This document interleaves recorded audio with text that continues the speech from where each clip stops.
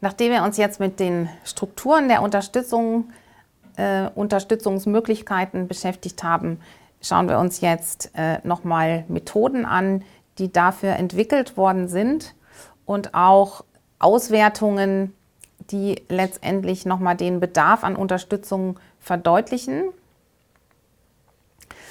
Ja, die Lernziele für Sie sind, dass Sie Einblick erhalten in die Dynamik von solidarwirtschaftlichen Gründungsprozessen, sich darunter auch etwas vorstellen können und dass Sie auch sehen, dass für diesen Bereich der Bedarf besteht, spezifische Methoden zu entwickeln, weil es eben kooperative Vorhaben sind und keine Einzelvorhaben und einige von diesen Methoden auch kennenlernen. Ich komme nochmal zurück auf die Erfahrungen mit der Inkubation in Brasilien. Die Incubadoras sind mittlerweile natürlich auch aufgrund der staatlichen Unterstützung durch das Staatssekretariat zu einer richtigen Institution geworden, die an fast allen Universitäten in Brasilien angekoppelt sind. Dahinter steht, das muss man auch noch mal wissen, im Gegensatz zu hierzulande Universitäten, dass in Brasilien diese Ausrichtung auf die praktische Vermittlung viel ursächlicher auch zum universitären Selbstverständnis und auch Betrieb dazugehört. Also es gibt immer die Ausrichtung relativ selbstverständlich auf die Praxis in der universitären Lehre. Das nennt man dann in Brasilien die Extensão, also jedes Fach, auch die technischen Fächer und so, nicht nur die sozialwissenschaftlichen, müssen auch im regulären Studiencurriculum immer wieder Praxiseinheiten absolvieren. Und das kommt auch mit Sicherheit aus dem lateinamerikanischen Denken, was sehr stark geprägt ist durch solche Pädagogen wie Paulo Freire, der ja die Pädagogik der Unterdrückten entwickelt hat. Und für den war immer diese Arbeit, Trabalho Popular, also die Arbeit mit dem einfachen Volk letztendlich, war immer die Messlatte, an denen sich jedes Konzept, was irgendwie gesellschaftliche Verhältnisse verbessern soll, messen lassen muss. Also die Ausrichtung auf die Praxis, auf die gesellschaftliche Praxis gehört, wie gesagt, in Brasilien zum universitären Selbstverständnis mehr oder weniger automatisch hinzu. Und vor allem geht es dabei immer um die Veränderungen, also das Veränderungspotenzial, was ein Konzept, sei es jetzt ein Stadtplanungskonzept oder eine technische Erneuerung, für die Verbesserung der Lebensverhältnisse hat, weil das einfach in Brasilien, in einem Land mit einem so hohen Anteil an Menschen, die in extremer Armut leben, auch eine Realität ist, die einfach mit dazugehört, ganz selbstverständlich, und die natürlich auch durch Wissenschaft und Forschung immer verändert werden soll. Das heißt, auf dieser Grundlage natürlich sind diese Incubadoras auch mit einer relativen Selbstverständlichkeit entstanden. Das heißt, Innovationswerkstätten, die direkt an die Universitäten angekoppelt sind und in denen interdisziplinär gearbeitet wird, mit dem Ziel der Unterstützung von Gründungen in dem Bereich der solidarischen Ökonomie.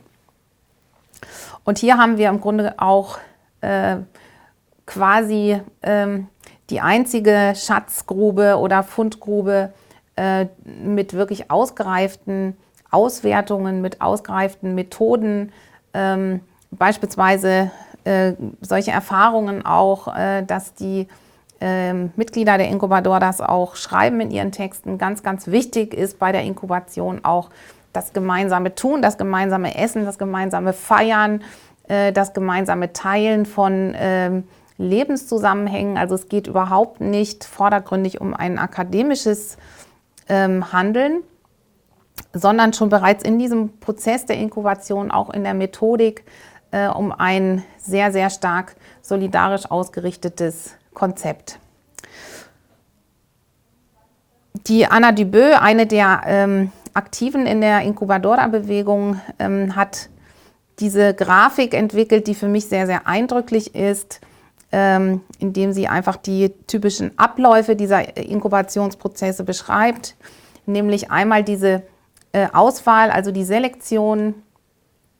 Da geht es um das, was ich schon erwähnt habe, um die Frage, welche Rechtsform nehme ich denn, welche Form soll denn die Idee haben, die ich so im Kopf habe. Ja, möchte ich beispielsweise eine Gartenkooperative gründen oder eher handwerklich aktiv werden oder soll in einer Favela beispielsweise der Wasserzugang für ein bestimmtes Quartier gesichert werden. Das können alles erstmal, das sind alles am Anfang solche Ideen, die dann reinkommen in die Inkubation und dann beginnt erstmal so ein Selektionsprozess. Wie passt denn die Person?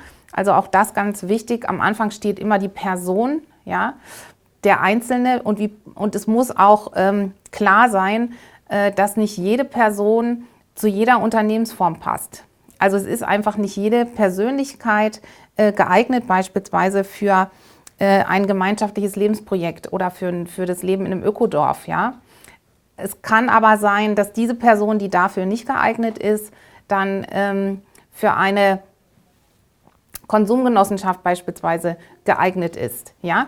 Also das heißt, es geht immer sehr, sehr stark um den Persönlichkeitstyp und um die Frage, welcher Unternehmenstyp passt dann auch zu der Persönlichkeit. Und dann kommt auch im nächsten Schritt schon gleich das persönliche Umfeld dieser Person natürlich zur Sprache, weil es einfach auch ein Unterschied ist, ob der Gründer oder die Gründerin jung, alt, gesund, krank, alleinstehend oder Familienoberhaupt von 15 Personen beispielsweise ist. Das heißt, die Familie als direktes Umfeld wird natürlich mitgesehen. Ich hatte ja schon erwähnt, dass die solidarischen Gründungen ein Spielfeld, eine Spielwiese eigentlich der Frauen überwiegend sind, die ja in Lateinamerika, gerade in den ärmeren Gegenden, in der Regel diejenigen sind, die die Familie über Wasser halten, aber eben auch unter extrem prekären Bedingungen. Und sehr häufig dienen diese Gründungen, die solidarischen Gründungen auch zur der Verbesserung der Erwerbssituation der Frauen, der Verstetigung der Erwerbssituation, dass sie aufhören können, von der Hand in den Mund zu leben, dass sie aufhören können, irgendwelche Jobs zu machen. Insofern ist das Umfeld die Frage, wie viele Kinder hat die Frau zu versorgen, beispielsweise, wen hat sie als Unterstützung noch, gibt es noch Großeltern, gibt es einen Mann, der noch mithilft oder nicht. Das sind genau die Dinge, die dann auch ausschlaggebend sind für die Frage, welche Unternehmensform wird denn letztendlich gewählt. Dann über die Familie natürlich noch hinausgehend wird das soziale Umfeld angeschaut, Kollegen, Kolleginnen, Nachbarschaft oder auch andere Unternehmen, die möglicherweise in eine ähnliche Richtung gehen, die es vielleicht schon gibt im persönlichen Umfeld, wo möglicherweise ein Anknüpfungspunkt besteht oder eine Kooperationsmöglichkeit besteht. Also das ist die erste Phase und Anna Dubeux nennt sie die Phase der politisch-ideologischen Arbeit auch. Ja? Also weil da genau das ins Spiel kommt, was ich auch selbst hier in Gründungsprozessen erlebt habe, nämlich die Vorbehalte, ja, und die Ängste. Also zum einen vor einer Gründung überhaupt, ja, was ja schon mal ein sehr, sehr großer Schritt ist, der Weg in die Selbstständigkeit, der in der Regel auch einen Prozess im Vorlauf hat. Und dann noch die Gründung eines solidarischen Unternehmens, ja, was auch nochmal eine persönliche Bereitschaft voraussetzt, sich darauf einzulassen. Möglicherweise, also in Brasilien sind diese Unternehmen natürlich bekannter als hierzulande.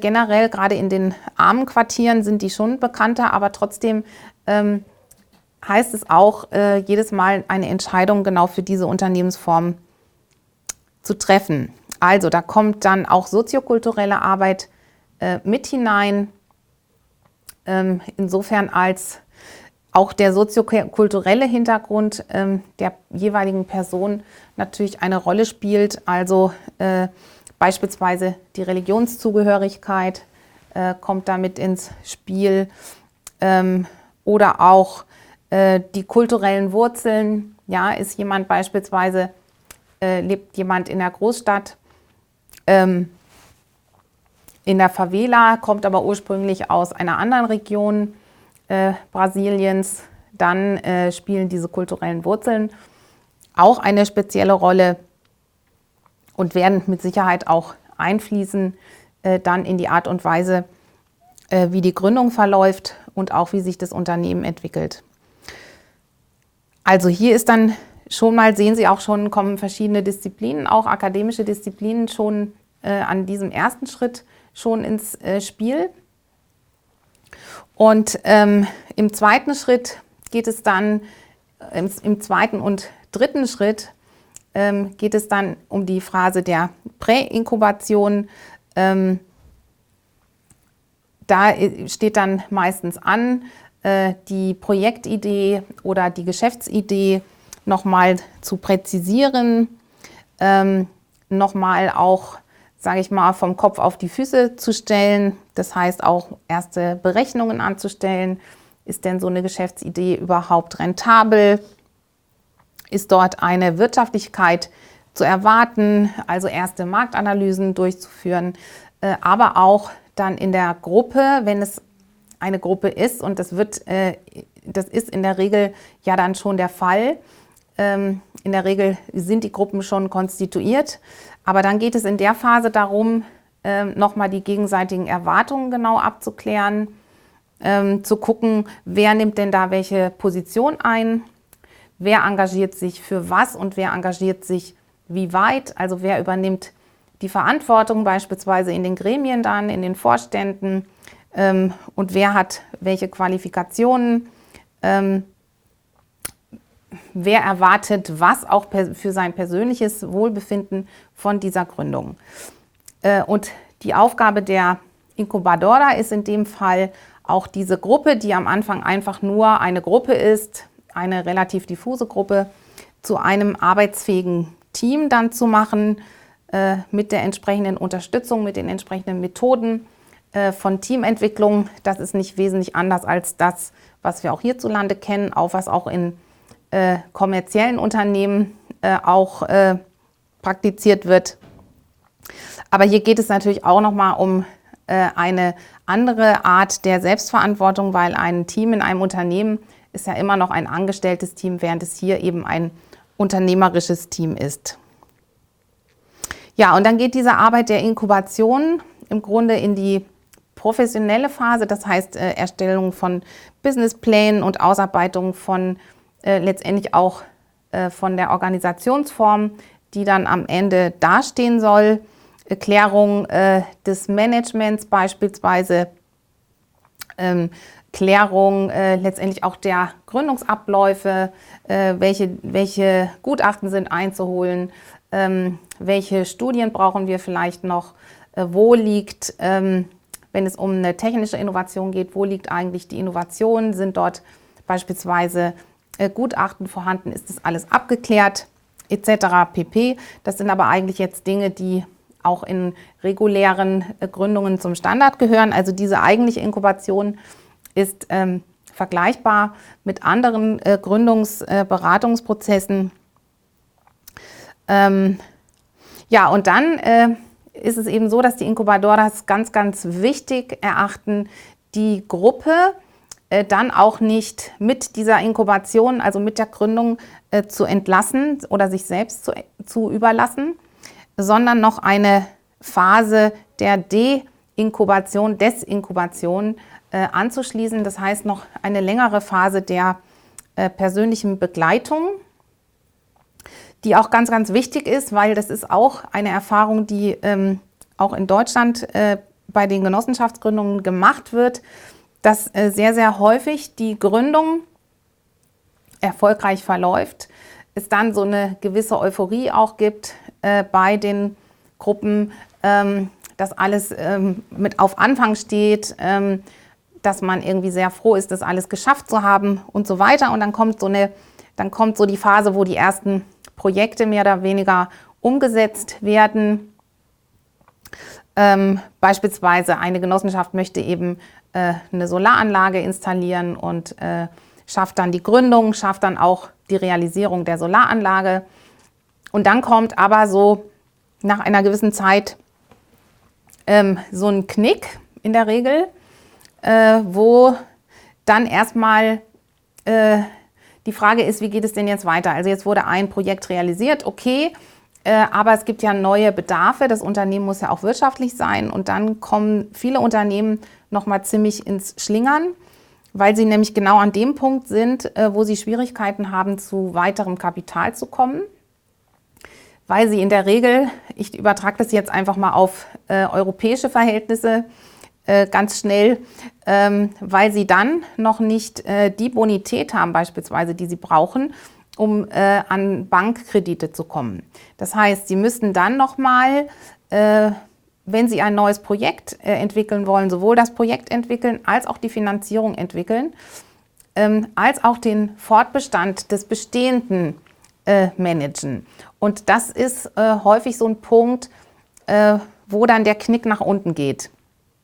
Also weil einfach die Aufgaben in dem Moment zu viele sind, weil zu wenig Kapital vorhanden ist, weil letztendlich auch die Motivation dann in den Keller geht. Ja, also das ist dann so eine Spirale, einfach wo alles miteinander sich dann negativ entwickelt. Und das ist genau die Erfahrung, die auch in Brasilien dahinter steht, wenn sie sagen, wir begleiten diese Gruppen dann noch über diese erste Projektphase hinweg und zwar so lange, bis wir eine Nachhaltigkeit, also in dem Sinne von Langfristigkeit, von langfristigem Funktionieren wirklich in dem Projekt sehen.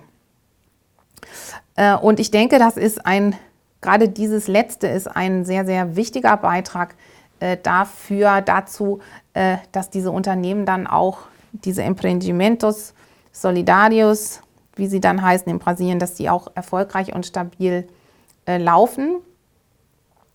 Und wenn wir das jetzt mal übertragen, das Konzept auf hiesige Verhältnisse, kann man eben auch sehr klar sagen, dass an dem Punkt die Frage der Finanzierung natürlich die entscheidende ist. Also da ist in Brasilien durch das Staatssekretariat sind da Möglichkeiten geschaffen worden, von denen der Sektor wirklich nur träumen kann, weil, wie gesagt, in einer unorganisierten, solidarischen Wirtschaftswelt, wie sie jetzt hier zu Lande vorherrscht, ist daran gar nicht zu denken, dass da eine professionelle Begleitung über 1-2 Jahre stattfinden kann. Ist aber, wie gesagt, vom Konzept her sehr, sehr stimmig und sehr, sehr überzeugend und wird auch von den Incubadoras so weiterentwickelt, die auch mittlerweile ein Netzwerk aller Incubadoras in Brasilien gegründet haben. Aus diesem Netzwerk heraus wiederum politische Forderungen richten, wiederum an die Regierung, vermittelt über das Staatssekretariat, wobei man da jetzt aktuell davon sprechen muss, dass das auch wieder Vergangenheit ist, weil aufgrund des aktuellen Regierungswechsels es jetzt auch kein Staatssekretariat mehr gibt. So, dann nochmal zurück nach Deutschland. Die Frage war ja, wie komme ich an die Informationen, wer informiert mich jetzt, so wie in Brasilien, dass die Incubadoras machen, wer informiert mich denn jetzt hierzulande?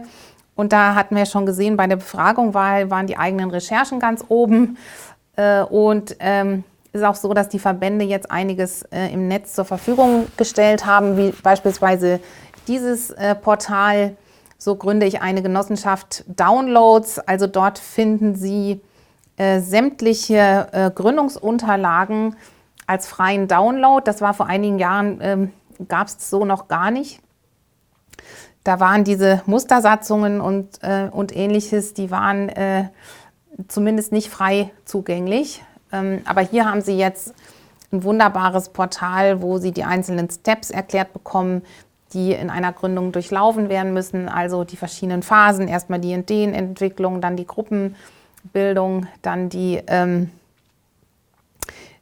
Suche nach Verbündeten, dann den Finanzierungsplan und so weiter. Das ist dort alles Step by Step erklärt und sicherlich auch für Gründer sehr, sehr gut zu verarbeiten. Und in dem Schritt können dann die meisten wahrscheinlich auch schon selbst abschätzen, inwieweit das für sie passend ist. Also hier nochmal ein Portal vom BMW, was jetzt auch noch einige Untersuchungen über den Stand der Entwicklung und das Potenzial der Genossenschaften angeregt hat von Seiten des Bundeswirtschaftsministeriums. Also auch da hat man verstanden, dass die Genossenschaften ein wichtiger Sektor sind aktuell. Und dann gibt es eben auch dieses Portal Schritt für Schritt zur Genossenschaftsgründung. Dort können Sie dann auf den Button gehen, bereite deine Genossenschaft vor. Da können Sie dann sogar Musterberechnungen, Musterkalkulationen machen und Ihr eigenes Gründungsvorhaben schon ein bisschen selbst einschätzen.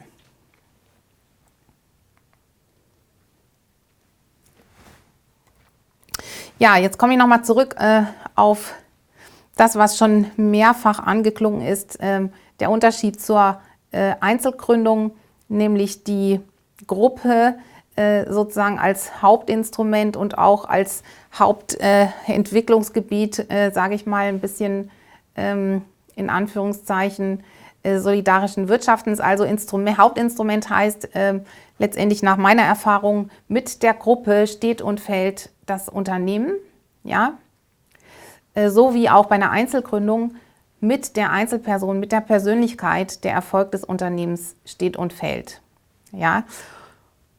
Und dieser Faktor wird nach meiner Erfahrung häufig viel zu wenig beachtet. Das liegt auch daran, eben wie unsere Gesellschaft, wie unser Denken so funktioniert. Ich hatte es ja auch schon erzählt, dass die meisten Gründungswilligen genau so auch ankommen, dass sie sagen, ja, wir wollen das und das machen und wir brauchen jetzt nur noch mal so eine Beratung zu Rechtsform und zu Technik und so und ein bisschen zu juristischen Details, aber der Rest, den haben wir schon geklärt. Ja? Und dann ist es eben regelmäßig so, dass sich zeigt in dem Prozess, dass viele Dinge überhaupt nicht geklärt sind. Also dass dann plötzlich auf einmal aufbricht, dass die Gruppe überhaupt noch niemals gemeinsam gesprochen hat beispielsweise über die Bedürfnisse jedes Einzelnen, ja, also dass dann plötzlich dann so in der Gruppe Machtkonflikte auftauchen, dass sich zeigt, da gab es vielleicht jemanden, der sehr charismatisch so eine Idee in den Raum geschmissen hat und andere haben gesagt, ja, da mache ich mit, aber für sich selbst noch gar nicht so weit sind, sich das zu überlegen, was das bedeutet, auch noch gar nicht die eigenen Entscheidungen getroffen haben, beispielsweise jetzt selbst Mitglied zu werden. Also es gibt ja häufig bei uns auch so dieses, naja, ich gucke mal, ob das so meins ist und ob ich dann dabei bleibe.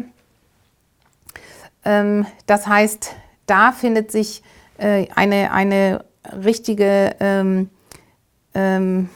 wie soll ich sagen, ein großes Gebiet, was sich aber lohnt zu beackern und da auch Zeit zu investieren, also eben weniger auf die Rechtsfragen zu gucken und weniger auf die Businesspläne zu gucken, sondern viel, viel mehr auf die Menschen. Wobei auch das regelmäßig, habe ich auch schon selber erlebt, in dem Moment, wo man das dann auch versucht, den Gruppen zu vermitteln, wird das am Anfang in der Regel auch abgelehnt und wird gesagt, nein, wir haben unsere Gruppen und so ist auch alles klar und so weiter und wir brauchen jetzt nur noch Businessplan, das können wir nicht und so. Aber wie gesagt, wenn der Prozess gut läuft und wenn man die Möglichkeit hat, auch den Prozess zu begleiten, dann gibt es meistens verschiedene Phasen auch, die diese Gruppe dann durchläuft. Und wenn die gut begleitet werden und gut überstanden sind, dann kann man eigentlich sagen, das Unternehmen hat eine Chance, erfolgreich zu werden. Und weil das eben so ist, dass wir alle, sage ich jetzt auch mal ein bisschen generalisiert, wir alle ja auch nicht so aufgewachsen sind, überwiegend, dass wir jetzt in Gruppen uns bewegen, die basisdemokratisch funktionieren, sondern wir kommen ja meistens aus Familien, aus familiären Hintergründen, die auch in der Regel nicht basisdemokratisch verlaufen, sondern die auch von Machtbeziehungen gekennzeichnet sind. Und die Erfahrung ist eben, dass diese Dinge dann auch in solchen Projekten, die sich auf gemeinschaftliches Leben einlassen, dann auch wiederholt werden. Und aus dem Hintergrund haben jetzt insbesondere die Lebensgemeinschaften, also die Ökodörfer und die Kommunen, sich sehr, sehr stark beschäftigt mit Kommunikationsmethoden, mit Möglichkeiten, wie man auch insbesondere Machtkonstellationen in Großgruppen verhindern kann.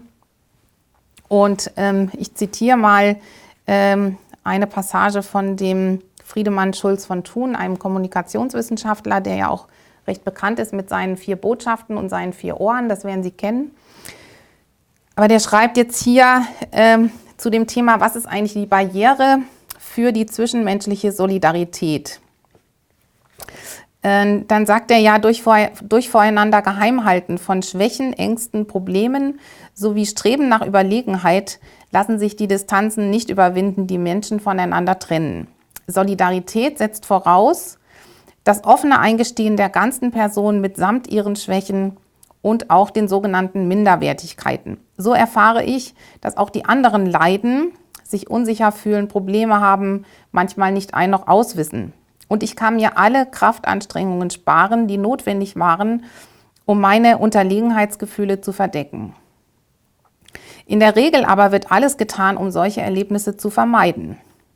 In gemeinsamer Kraftanstrengung schaffen wir die Isoliertheit, an der wir leiden. Das finde ich also eine sehr gute Beschreibung der Schwierigkeit, sich auf ein gemeinschaftliches, gleichberechtigtes Leben einzulassen, weil er sagt ja hier, die Gesellschaft der Individuen, die wir ja in der Regel haben, in der wir groß geworden sind, in der wir leben, die fördert im Grunde die gegenseitige Isolation.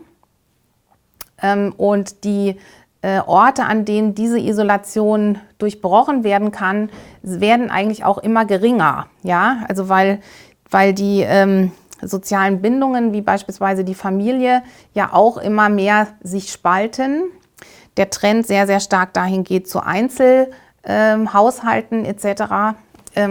Also es gibt immer weniger diesen Ort, wo wirklich Gemeinschaft in gleichberechtigter, offener Weise gelebt werden kann. Und das ist genau die Situation, die dann in etwas verbindlicheren Gruppen auch richtig zum Problem wird, ja? Weil dort dann einfach Dinge sich wiederholen, die auch anderswo gemacht worden sind, die aber eigentlich in diesem Kontext sehr, sehr schädlich sind. Und ein Punkt, an dem sich das immer wieder zeigt, sind die Mehrheitsentscheidungen, ja? Also weil eine Gruppe, die basisdemokratisch gleichberechtigt ein Unternehmen oder auch eine Gemeinschaft führen will, braucht natürlich Mechanismen, wie man zu Entscheidungen, zu tragfähigen Entscheidungen kommt. Und Sie werden das alle auch kennen. Da gibt es das Konsensprinzip, also es gibt einmal auf der einen Seite das Mehrheitsprinzip, was so üblich ist, beispielsweise auch in Genossenschaften, wenn Sie dort eine Satzungsänderung beispielsweise durchsetzen wollen, dann brauchen Sie eine 80% Mehrheit oder eine Zweidrittelmehrheit oder Sie brauchen mindestens so und so viele Stimmen. So ist es in der Regel formal geregelt. Wenn Sie aber ein bisschen weitergehen, also in Großgruppenzusammenhänge beispielsweise, dann sind Sie sehr schnell bei dem Punkt, dass gesagt wird, ja, aber das sind dann so grundlegende Entscheidungen, die wollen wir doch aber alle im Konsens treffen. Ja? Und der Konsens ist so ein bisschen ein Dogma, was dann auch teilweise hochgehalten wird, was aber auch sehr viele Schwierigkeiten mit sich bringt, weil die Erfahrung einfach gezeigt hat, das Vetorecht in einem Konsensprinzip kann auch dazu führen, dass dort Machtmissbrauch einfach stattfindet. Weil also wenn eine Gruppe sich darauf geeinigt hat, es gibt ein Einzelveto, dann kann jemand, der bestimmte Dinge blockieren möchte, immer sein Veto einlegen und die Gruppe kann eigentlich auch nichts dagegen machen, weil man hat sich ja genau auf den Punkt geeinigt. Ja? Und deswegen wird dann auch das Veto-Prinzip sehr oft abgelehnt, weil es viel zu kompliziert ist. Dann wird dann gesagt, ja, das ist zu kompliziert, zu langwierig, wir können ja nicht alles im Konsens immer entscheiden und so weiter. Und da gibt es eben einen Ansatz, der mir sehr sinnvoll erscheint, nämlich das systemische Konsensieren ist ein Ansatz aus Österreich, der dort aus der systemischen Arbeit kommt und der gesagt hat, ja, wir wollen ja eigentlich wirklich das Konsensprinzip erhalten, weil es schon das ist, was Gemeinschaften auf Dauer am tragfähigsten macht. Weil wenn man sich immer wieder begegnet, dann sind einfach die Entscheidungen am besten, die man gemeinsam getroffen hat, wo es am wenigsten innere Widersprüche gab. Ja? Deswegen können eben auch Mehrheitsentscheidungen auf Dauer ziemlich unangenehm sein in einer Gruppe, weil möglicherweise diejenigen, die nicht die Mehrheit hatten, aber sehr viel Einfluss haben in der Gruppe, dann dass die anderen das auch spüren lassen, ja, dass sie übergangen wurden. Das heißt, es sind immer sehr unangenehme Dinge damit verbunden. Und dieses systemische Konsensieren sagt jetzt, wir gehen nicht mehr auf das Veto, sondern wir entwickeln jetzt eine Methodik, die bei jeder Abstimmung, die die Gruppe zu treffen hat, einfach den Grad der Widerstände misst. Ja? Also wir messen nicht mehr den Grad der Zustimmung, sondern den Grad der Widerstände. Und dann sind da auch bestimmte Visualisierungsmethoden gehören dazu. Und dann werden die Entscheidungen sozusagen in kleine Schritte unterteilt und es wird dann geguckt in der Gruppe, zu welchem Punkt gibt es Widerstand. Dann kann man das praktisch wie so ein Thermometer dann auch messen und sagen, okay, zu dem Vorschlag gibt es den meisten Widerstand, hier gibt es weniger Widerstand und so weiter. Und so kann durch eine auch moderierte Konsensfindung dann eine Lösung gefunden werden. Man einigt sich dann in der Gruppe meistens auf die Vorgehensweise, die einfach den wenigsten Widerstand hervorgerufen hat. Das hat sich wirklich als sehr, sehr gut erwiesen für die Langfristigkeit des Funktionierens von Gemeinschaften, weil es einfach dann auch keine Enttäuschungen oder relativ wenig Enttäuschungen gibt oder auch keine Rachegelüste und auch entsprechend die Machtstrukturen in Gruppen damit ein bisschen abgebaut werden können. Das ist jetzt nur mal ein Beispiel für eine spezifische Methodik, die entwickelt worden ist für die Bedarfe von solidarisch lebenden, wirtschaftenden Gruppen. Darüber hinaus gibt es viele Anleihen auch aus beispielsweise Methoden der gewaltfreien Aktion. Was auch sehr verbreitet ist, ist die Weiterentwicklung der gewaltfreien Kommunikation, also die Ausrichtung auf eine ich-bezogene, bedürfnisbezogene Sprechweise, in der möglichst wenig das Gegenüber mit Erwartungen bombardiert wird oder auch mit Vorwürfen, sodass man auch da Trainings anbietet. Also viele Kommunen beispielsweise bieten Trainings an in dieser Kommunikation. Und es gibt auch beispielsweise mittlerweile so eine Phasenbegleitung, die nochmal speziell auf die Phasen der Gruppengründung Rücksicht nimmt. Also jede Gruppengründung hat auch bestimmte Phasen. Und dann gibt es ein Konzept auch in Siebenlinden, was speziell auf diese Phasen zugeschnitten ist und letztendlich die Gruppen dann bei der Gruppengründung und wirklich nur dabei und nicht bei Businessplan oder ähnlichen Dingen begleitet. Also das ist eine Entwicklung, die sehr positiv ist, auch an dieser Stelle. Und in diesem Buch haben die Dagmar Emshoff und ich einige von diesen Methoden zusammengetragen und unter anderem auch, um das Durcheinander der Ansprechpartner ein bisschen zu reduzieren, einen ganzen Adressteil dort mit drin, wo man sich welche Informationen und welches Beratungsangebot holen kann. Ja, ich selbst habe ja auch Gründungen im Energiesektor begleitet und habe dort noch eine andere Erfahrung gemacht, dass gerade nämlich im Energiebereich, im erneuerbaren Energiebereich auch eine Schwierigkeit darin besteht, dass wir eigentlich bei den technischen Beratungsangeboten, dass es da sehr, sehr selten jemanden gibt, der oder die sich vorstellen kann, wie nachher eine Nutzung dieser Anlage meinetwegen im Kontext einer solidarischen Unternehmensperspektive abläuft. Das heißt, sie finden in der Regel, wenn eine Gruppe etwas gemeinschaftlich umsetzen möchte, dann geht sie zu einem Ingenieurbüro und dann macht das Ingenieurbüro eine Berechnung XYZ, macht einen Vorschlag, gibt es der Gruppe zurück.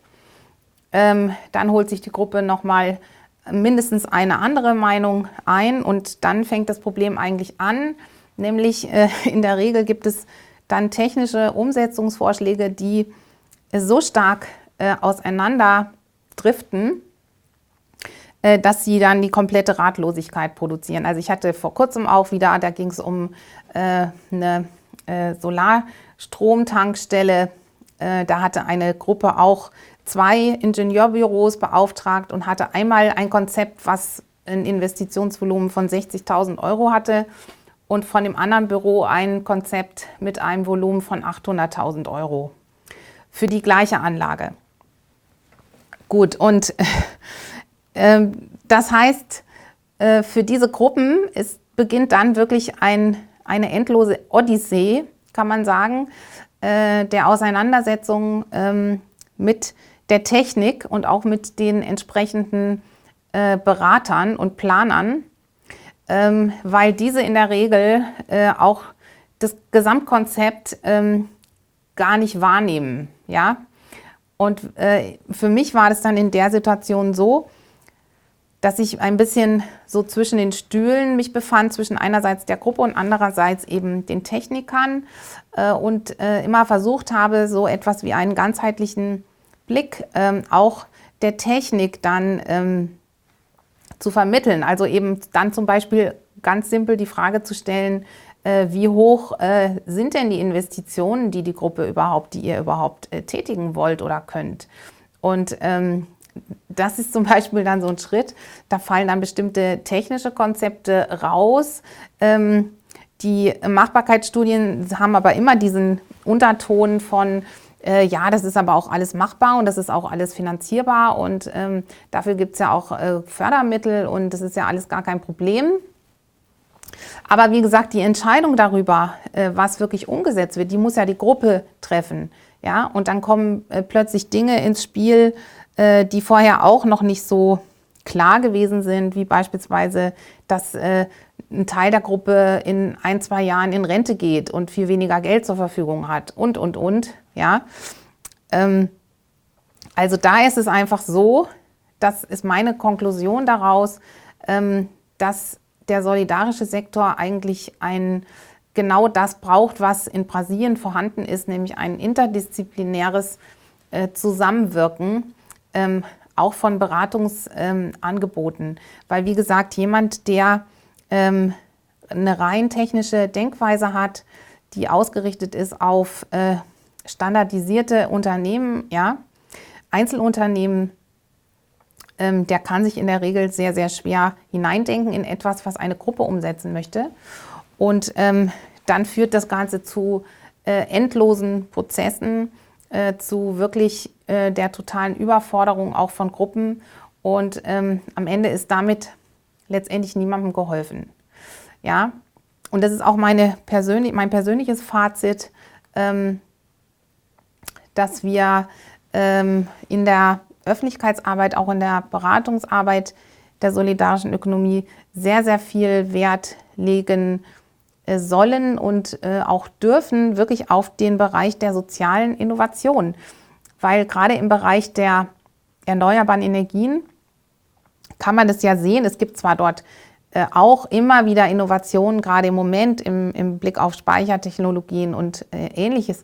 Aber die Grundlagen der Technik sind ja seit 30 Jahren vorhanden. Und es geht ja bei der Umsetzung eigentlich immer darum, was ist denn überhaupt anwendbar und was findet Akzeptanz. Ja? Also auch da ist eigentlich der Hauptansatzpunkt immer der Mensch. Ja? Solidarisches Wirtschaften stellt ja den Menschen in den Mittelpunkt und nicht das Geld, aber auch nicht die Technik, sage ich mal, sondern es ist letztendlich auch Aufgabe so einer Beratung immer, die Bedürfnisse der jeweiligen Gruppe zu unterstützen und deutlich zu machen und jedes Konzept von daher zu denken.